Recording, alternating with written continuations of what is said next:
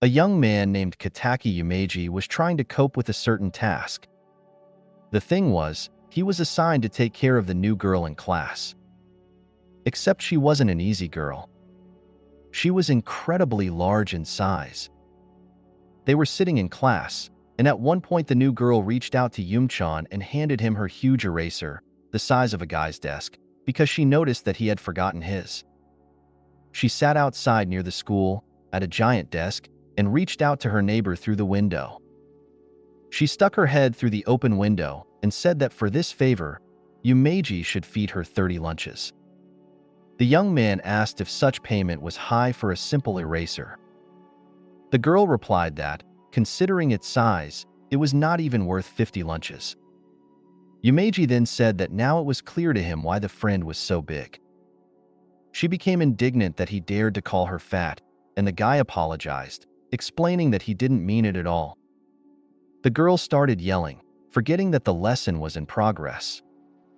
The teacher asked them not to talk so loudly and not to disturb the rest of the class. The girl's name was Omine Chieri. She was an 11th grader like Yumeji, and sometime in the past they had gone to the same elementary school. Chieri was as much as 8 meters tall. It had been a long time since they had seen each other, and Yum had never expected that his friend could grow to that size. When they met, she immediately started hugging him, embarrassing him in front of his classmates. It was very strange to have huge palms completely wrapped around one's body and pressed against the cheek of a giant head. She hadn't always been like this. She had just had a growth spurt at some point and went from being a normal average-sized person to a giantess.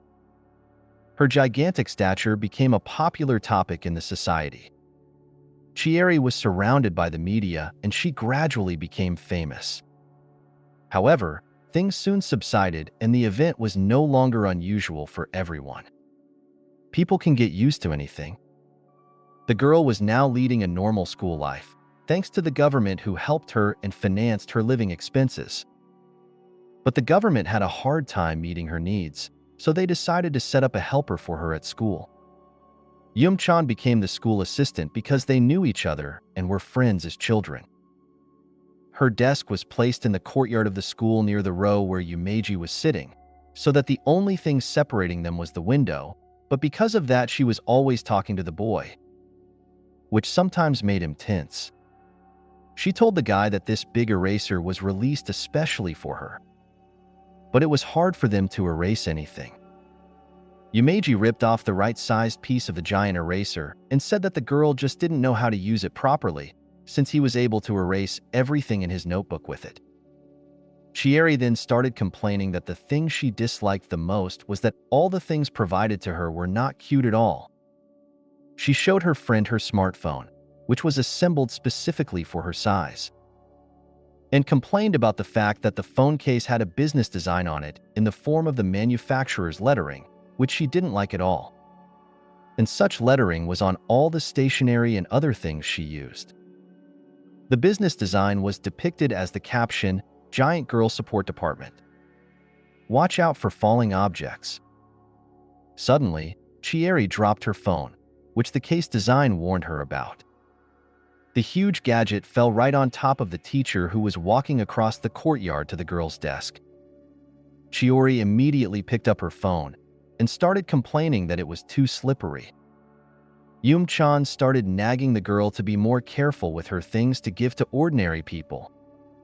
The guy said that the girl's carelessness had stayed with her since she was a child. The girl continued to complain about her appearance and said that a teenage girl couldn't use such ugly things. Yumchan then decided to check the girl's things himself and jumped over the window to her desk and peeked into the pencil case. Every pen, pencil, and even lip balm had that manufacturing business design on it, and then the young man realized why his friend was complaining about it. Everything was scribbled with the same lettering in the form of the sponsored company's name. Putting on his helmet, Yumeji began to play with stationary items that were the size of his height. He picked up a lip balm and placed it on his shoulder, fantasizing that it was a bazooka. Meanwhile, Chieri was telling him that the managers never listened to her wishes, and the guy replied that it was unlikely they would, because designing was extra funding, and her large items already cost the government a lot. Suddenly, a button on Chieri's blouse burst and the cleavage became larger. She covered her large breasts with her hands, and with an apologetic tone began to explain to the guy that her uniform was terribly tight. And she was told that altering her clothes was too much work for her, so she had to wear what was already small. An embarrassed Yumeji turned away and asked her friend to be a little more careful. A blushing Chiori said that at her height it was unlikely anyone would be able to see, so it was fine. She stood up and walked over to the window. Yumeji asked her friend to be more cautious as the guys in front of her couldn't restrain her intentions. The guys downstairs were standing with posters dedicated to Chiori and asked her to show her panties, which were partially visible to them already. Yumeji asked her friend why she couldn't wear a more authentic skirt, but the girl replied that she thought her current skirt was cute and didn't mind those guys. Due to the fact that she was 8 meters tall, when she walked around in a skirt, all ordinary people could see absolutely everything under her skirt. With a carefree smile, the girl replied to the guys that she was wearing gaiters today so they couldn't appreciate her panties, and then lifted her skirt to reveal her shorts. The black gaiters were tight around her form, and even this view delighted the students. They started squealing and whistling to the girl, and Yumeji, sighing, told her friend that she had completely underestimated the thoughts of guys as a teenager. She continued to stand with her skirt pulled up, and Yumeji saw that there was a business design on her buttocks, even on her gaiters. He asked the girl to lower her skirt and not to show her underwear to anyone. More guys in the courtyard came over, and Chiori asked for Yum-chan's help to get them off her back. At first, the young man refused to help because he didn't know how. But then he took his friend's smartphone and jumped on top of the screen and started falling down as if he was doing a skateboarding or snowboarding trick. The rumble of the fall caused all the guys to scatter as they were scared of what else Yumeji could do, who yelled at them to get out of here. He turned on his phone's camera and started taking pictures of the teens with the flash and yelled for them to get lost if they didn't want their faces on camera. As they ran away, Chieri told her friend that she couldn't believe he had risked jumping from 8 meters high. Yumeji replied that it was okay, he just felt like he should have been tougher on those guys. Chiori sat down on the ground, and with a cute look thanked the young man for stepping in and taking care of her. Yumeji was embarrassed and turned away so the girl wouldn't see. Taking a nonchalant look, he said that he was obligated to do so since he was her childhood friend and school helper. Mentally, he convinced himself that she was really just his childhood friend. But why then was he so embarrassed and his heart was pounding so frantically in his chest? Chiori took Yumeji in her hand like he was a doll and asked if anything hurt after the fall. She brought him up to her face and thanked him again for his help. At that moment, Yumeji realized that he was greatly surprised by the change in Chiori's appearance, but inside she was still as kind and a little defiant as he had known her as a child. With a serious look, he told his friend that he would always protect her from this day forward. It was only after he said those words that the young man realized he had said them out loud. Yumeji and Chiori blushed at the same time, and the girl couldn't believe that her classmate was so nice and cool. Tears came to her eyes from the touching nature of the moment, and she told Yumeji that he should make sure he could protect her. After that, the guy slipped out of the girl's hands, and falling down, he realized that from that day on he was starting a very fun and interesting life. Because now he had to see the 8-meter-tall girl every day, who was always getting into some trouble. Chapter 2. Chiori said in Yum-chan's ear that she wanted them to have lunch together today. The girl's whisper, due to her height, was quite loud and deafened the guy. He was once again sitting near the open window to help his friend, who had to sit outside since she couldn't fit in the classroom and was as tall as the school, making their classroom on the top floor so that her face was level with her classmates. Yumeji spent so much time at the window with his girlfriend that even the birds would sit on his desk through the open window and eat the bread he bought at the cafeteria. The young man paid no attention to the sparrow on his desk, for he was much more disturbed by Chieri herself. She was always there for him and oblivious to her friend's personal space. Today, Yumeji decided that he would eat lunch alone, no matter how much Chieri didn't mind. She rested her head on the boy's desk, sticking her head through the window, making her face quite close to the young man's face. It seemed to Yumeji that the girl was completely oblivious to other people's personal space. The guy told the girl that he would be eating lunch alone today. Chieri then asked if he didn't want to eat next to a pretty girl like her. Yumeji pretended like he didn't see any beauties around him. Chieri got angry and grabbed the guy with her hands. The young man tried to break free and asked the girl why she didn't want to have lunch with her friends. Chieri replied that they couldn't do that today.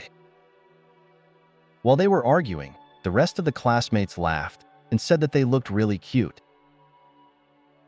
Yumeji broke out of Chieri's arms and ran off into the hallway where the girl couldn't reach him.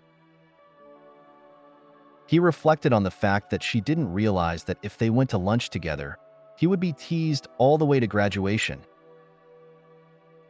He walked out into the schoolyard on the other side, and suddenly he saw Chieri jump over the roof of the school and land where Yumeji was standing. She said she had finally found him and reached out to grab him. But her chest prevented her from reaching all the way out, at which point the guy ran back down the hallway of the school.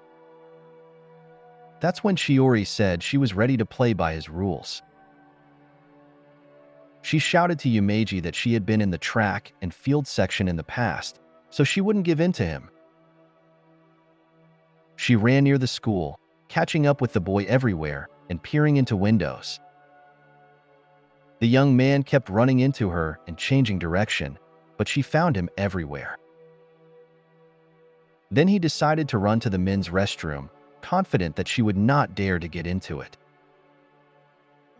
Chieri started climbing the wall, not thinking about the fact that the students in the courtyard could see her underwear, under her skirt pulled up, and ended up peering face first into the restroom window. Yumeji was startled and shouted, "Did the girl not care at all that it was the men's restroom?" Chieri replied that one hand didn't count for going into the men's restroom and reached through the window. Only now did Yum-chan notice that the fingers of the girl's hand were completely covered in band-aids and asked what had happened to her. The girl embarrassedly pulled her hand out, and after that, Yumeji agreed to have lunch together. They sat down outside. Chieri had a large container of food with a business design on the lid. It was food brought to her by the government. She held out a small bento. Yumeji said she had made it specially. A blushing Yumeji, unwrapping the presented lunch, said that since she had made one for him, she should have told him right away instead of playing catch-up. Chieri pathetically replied that she wanted to surprise him.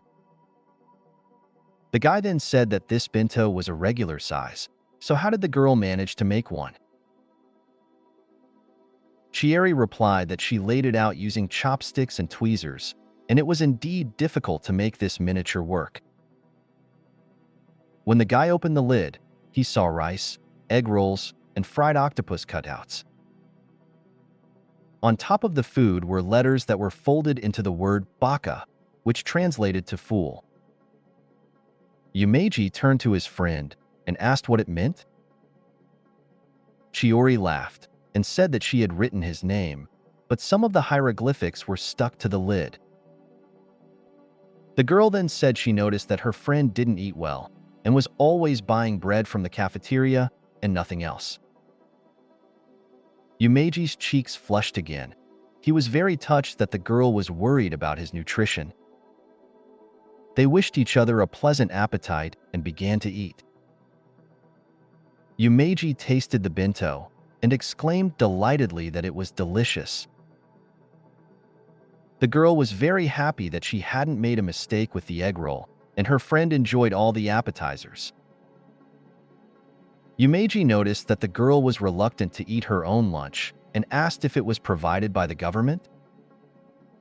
Chieri replied with an annoyed look that she was. This lunch was perfectly balanced for her body, and it didn't taste bad, but she was tired of eating the same thing every day, and the support department didn't provide her with another menu. Then Yumeji offered to split the bento that the girl had made for him. Since she made it herself, it would be fine if she ate some of it, and the guy himself was fine with sharing. As it turned out, the girl had more groceries at home, but she had used them all up trying to make bento for Yumeji. And for the same reason her fingers were cut, it was hard to cut the small foods that kept slipping out. Chieri said her hands were hurting a lot and she couldn't eat by herself, so she asked her assistant to feed her. A confused Yumeji said that although he was her helper, he wasn't ready for something like this.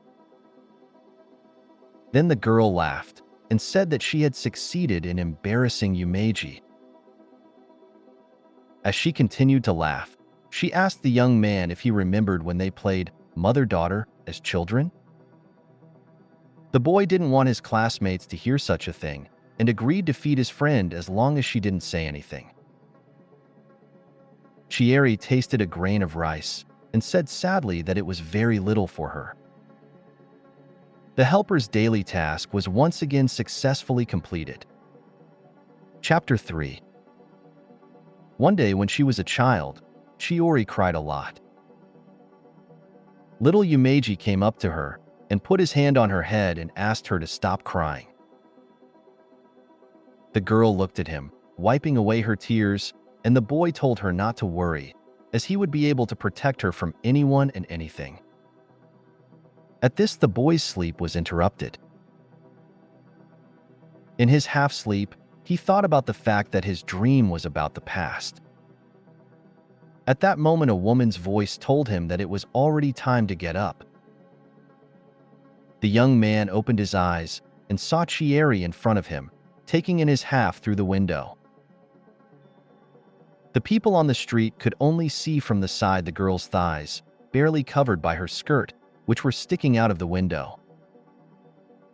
Yumeji asked his friend in a panic, what was she doing in his house? The girl tried to reassure her friend and said she wouldn't break anything in his house and would be careful. She started touching the boy's hair, amused by how shaggy he was after sleeping. The boy was thinking languidly that it was very unhealthy for him to wake up so early. Chieri said that her house was now located where the support department thought it would be most convenient. But she thought it was possible to stop by a friend's house on the way to school to walk together. Then she jokingly told Yumeji that she now knew what his underwear looked like. The guy, standing in just a t-shirt and shorts, demanded that his friend not look at him until he got dressed. After Yumeji got ready, he climbed onto Chiori's shoulder and they headed off to school. On the way, the young man asked his classmate why he had to stand on her shoulder. The girl explained that if he walked by himself, he wouldn't be able to keep up with her big steps, and they wouldn't be able to keep up. In that case, she would have to walk slower, and they would be walking much longer. Holding onto Chiori's hair, Yumeji thought about how delicious it smelled, and because of that, he couldn't calm down. His heart was racing in his chest again. At that moment, the girl asked the boy if he liked the view from such a height. The young man replied that it did look beautiful and breathtaking. It wasn't every day that you go to school while being 8 meters off the ground. Chieri told the boy that it was like he was riding a giant robot, something he loved very much as a child. She then began to mimic the robot's movements, and the guy would give her commands to only go forward. After this little game, Chieri noticed an old lady at the crosswalk who couldn't cross the road because of a car that got in the way. The girl lowered herself sharply, causing Yumeji, who wasn't expecting the bend, to fall off the girl, barely managing to catch the edge of her clothes.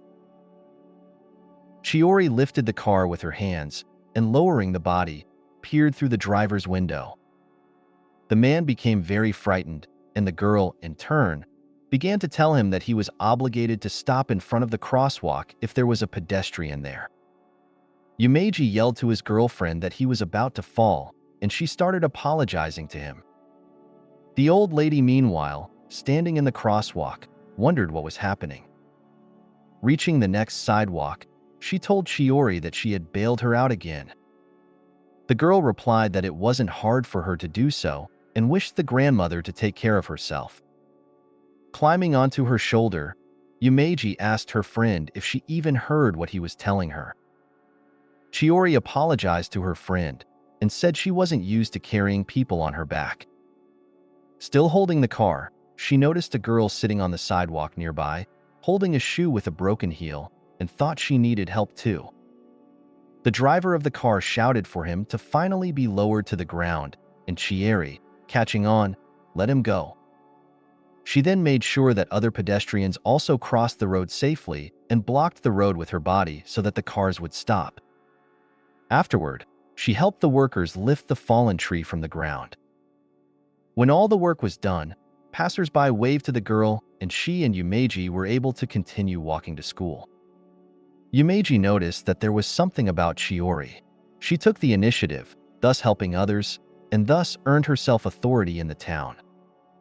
Suddenly, the girl turned around abruptly and Yumeji almost fell again, but managed to grab onto her hair. The girl with the broken heel was crying and screaming that her bag had been stolen. A motorcyclist was riding down the road with the woman's purse on his shoulder. Chiori noticed his direction and ran after him, following him down the road. She shoved Yumeji into her cleavage to keep him from falling, and he had to sit wedged between two breasts with his head down. She reminded herself that she was in athletics and ran forward, jumping over bridges as if they were obstacles with ease. She eventually caught up with the thief and jumped forward. This caused the man to lose his grip on the handlebars of the motorcycle and fall to the ground. Chiori stood over him and with a threatening look demanded that he return the bag and stop stealing. The thief was very much frightened of the giantess and handed over the bag. Soon the police arrived and apprehended the criminal. The girl, after getting her item back, thanked the girl for her help and bowed to her. Yumeji was amazed at his friend's awesomeness, and it wasn't until the whole incident that she noticed that he had been sitting in her bra the whole time. She asked the guy what he was doing there and called him a pervert. The young man replied that she had put it there herself, but apparently did it by machine and didn't notice. They ended up being late for their first class, even though they went out early on purpose. Chieri suggested that they take a break for a while and then go on their way to be on time for the second lesson. She sat down on the grass on the hill. Chieri was sweating profusely after running, so she took off her cardigan. Leaving her in just her blouse, she began to fan her arms to dry off. They were very lucky. There was a cool breeze that day, which began to blow them around. Yumeji asked her friend if she really helped people on the street on her way to school every day. The girl replied that she did, but she didn't force herself to do it. It was just that since her body had gotten so big, she started to see the world from a different perspective. She wasn't doing it for others, but for herself. Yumeji thought about the fact that in the past, he had never been able to protect her and she had done it, but now it was his turn to help her. At that moment, Chiori said with a genuine smile that she loved herself this big much more than when she was her normal human size. Yumeji noticed that there was definitely something different about his friend. He was sure that the girl had a lot of discomfort with such a body, and yet she was rushing forward without looking back. Suddenly, Chieri remembered how Yumeji had called himself a prince in the past and promised to always protect her. Laughing, she said she would never forget it. So funny and cute it was. Embarrassed, Yumchan covered his face with his hands and asked his friend not to remember the past, which already he was dreaming about this morning. Stopping laughing, Chieri blushed and said that when she was little, she was happy to be under his protection. The girl then moved the boy closer to her and lay down completely on the grass. With an embarrassed look, she asked him to stroke her head like when she was a child and called him her prince.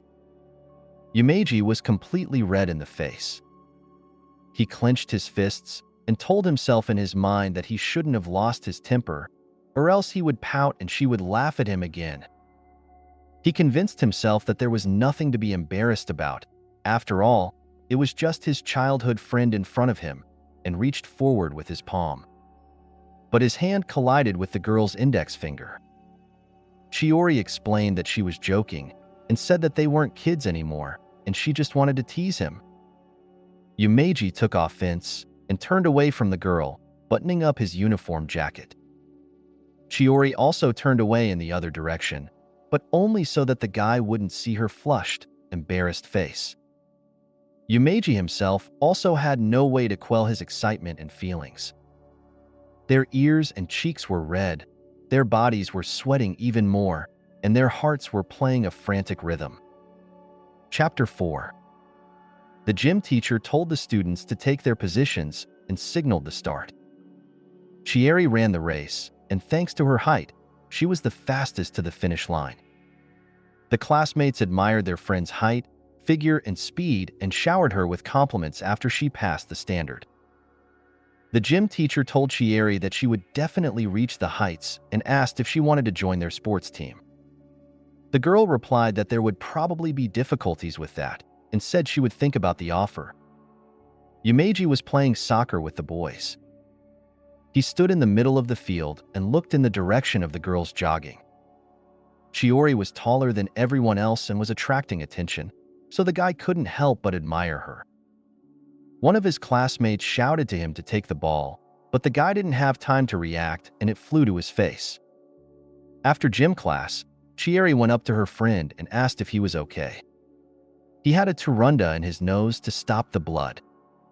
He said it was no big deal and he just got a ball in his face because he was distracted. Chieri continued to laugh, and Yumeji irritably asked if she had approached him to taunt him or to check on his condition.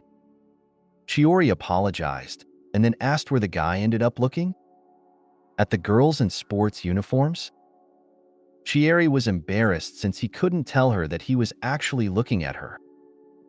Then they changed the subject, and Chieri started bragging about taking first place in the 50-meter race. She asked her assistant, showering her with compliments. Yumeji replied that her classmates had already complimented her without his involvement, and that was enough. Chieri said that she was always better at games that required physical ability. She'd never even lost to Yumetsev in a race or anything like that. Perrin asked if there was such a thing.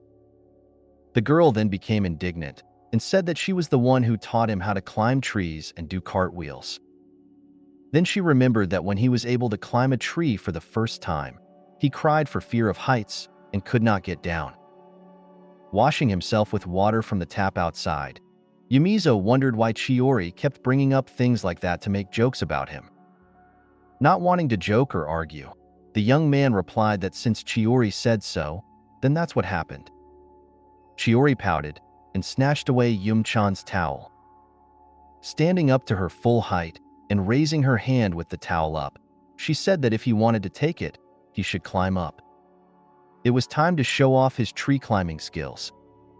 Grinning, the girl said she was sure the guy wouldn't dare climb it. Yumeji was angry. He started jumping to reach the towel while Chieri waved it from side to side. Suddenly, the girl froze, realizing that she had just finished PE, which meant she smelled like sweat. While she was trying to smell her t-shirt, Yumeji was already on her back and holding onto her shoulders.